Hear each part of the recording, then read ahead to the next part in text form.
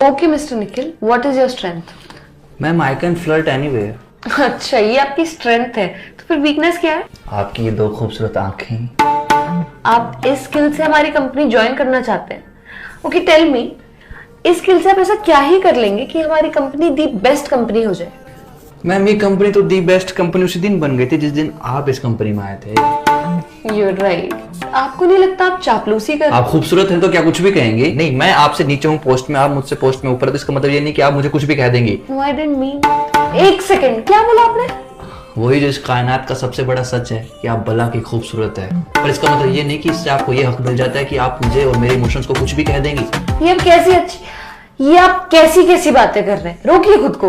रोका ही तो हुआ है खुद को, वरना ना रोकूं तो हमें डर है कि कहीं हम आप में खोने ना लग जाएं, और यदि हम खो गए तो कसम से कहता हूँ कि सिर्फ आपकी जुल्फों से निकलने में हमें जमाने लग जाएं। निखिल जी, केवल निखिल। देखिए, देख ही तो रहा हूँ कि कोई इतना प्यारा कैसे हो सकता है। ये बातें आप कहाँ से ढूंढ कर ला रहे हैं? आप सामने है तो अपने आप निकल रही है। You know ना मैं कौन हूँ? दुनिया की सबसे खूबसूरत लड़की। नो, मैं HR हूँ। मेरे लिए तो सारा संसार हो। प्लीज प्लीज प्लीज रोक दो ये सारी बातें। आई एम सॉरी, मैं तुम्हें यहाँ कोई जॉब नहीं दे पाऊंगी।